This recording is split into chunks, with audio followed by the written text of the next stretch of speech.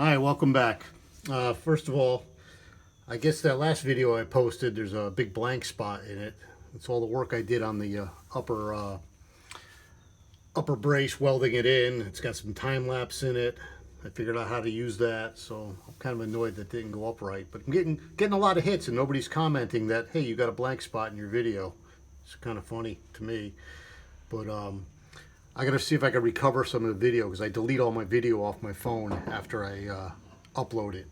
So it was uploaded, I deleted it, and then it wasn't there, and I'm annoyed. But what I'm working on now, this is the last of the welding I have to do.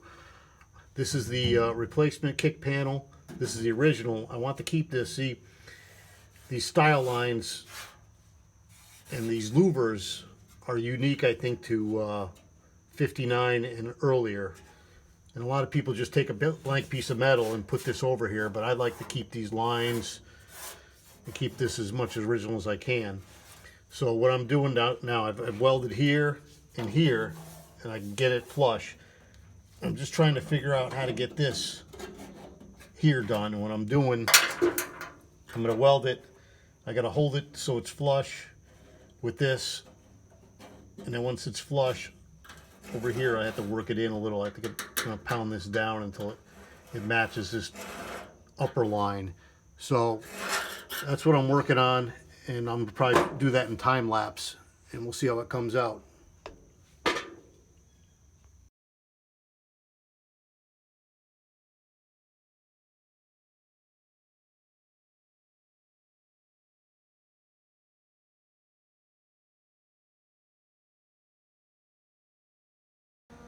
I think that came out pretty good. What happened here, though, I'm still seeing, I'm on the top of this. I got to get this bottom piece to line up with the top piece, and now I can't really get in and push it in anymore. I'm going to try to hammer it in a little.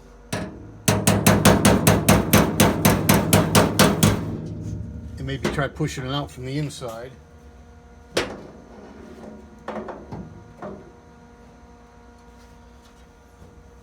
But, oh, there it goes. Look at that.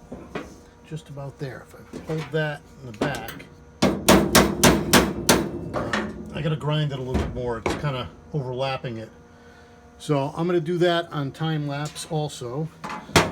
So I'm gonna stop this and continue with the fitting.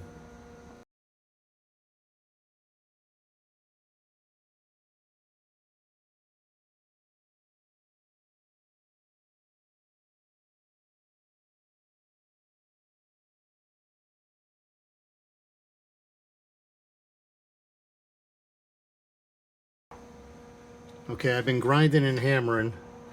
I got this one little section left that's forward of this part here. I try, push it in from the back side to get them to line up. They just don't want to go. I'm going to give it one more try and see if I can get them to line up, and then tack it in real quick. Okay, got it welded into where I think about as close as I'm going to get it. Still a little standoffish right here.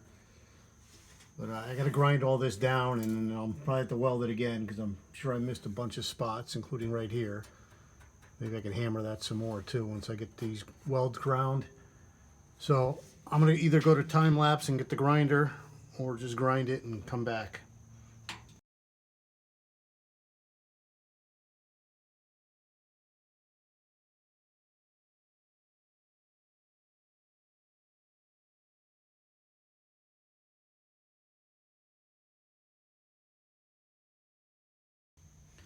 And now that the weld's cleaned up a little bit, still needs a lot more grinding, but I can see all the spots I missed, so I'll get in there and weld it some more. And then it's just going to take a lot of grinding to make it smooth as it is over here at least. And then we'll see how it comes out. I'm really dying to get some primer on this whole thing. So after all that grinding on this seam here, I kind of got it, you can still see it. What I ended up doing, full disclosure, I put a little metal reinforced filler in here. This is JB Weld. Bondo makes the same product. called metal reinforced body filler. But I just mixed up a little, put it on the seam here, and it just hides all my bad welding and pock marks. But it's flush, it's smooth. So the next step for me is to primer it, and the primer I'm going to use is the Rust-Oleum rust reformer, because any rust that's still in here, like there's still a little surface rust in there, even though I've treated it with the rust mort, and they're still up in here. I'm going to spray everything with the Rust-Oleum as the base primer. Some other people said use epoxy primer, but I think the Rust-Oleum is good for what I'm doing. And I'm going to do the primer in like pieces because it's all out of a spray can. So I'll probably prime this whole quadrant one day and then go and get the other quadrant, because I still have work to do there. And then I still have the whole back and the roof to do. So there's still a lot to do, but there's still a lot of work to do before I get into primer. So I'll keep you posted. Okay, so I did this little experiment here. I don't know if you call it an experiment, but this is the that one panel. I taped it off because I didn't want to get the rust reformer on any of the other stuff I haven't, treated yet or finished yet. So I sanded this by hand all the way up. I don't know if my hand goes up is off the camera, how far up I'm videoing, but it looks pretty good. I don't know if it's a good base for the color I want to shoot on there. I want to shoot this with the brownish color that's from the factory. But that's the final result, and yeah, I can see some flaws in where my welding was. I believe over here is going to get covered by a piece of trim, so I'm not worried about that. I can still see over here there's some flaw. The spot welds are pretty much gone. And the weld down here, I could barely see it. I know where it is, so I'm looking where I'm looking, but I kind of like this. And I'm looking up here, way up, where I haven't touched. It's, factory, and the factory stuff looks just as bad. So I think I'm going to leave that and try to find eventually the color will go over that. I think I'm going to treat the floor pan with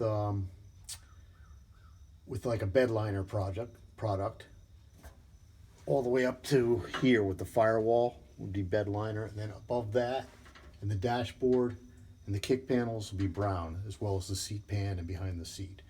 So as of today, that's the plan. Well, the light just changed. Sun went into a cloud. It looks completely different. Oh, anyways, thanks for watching.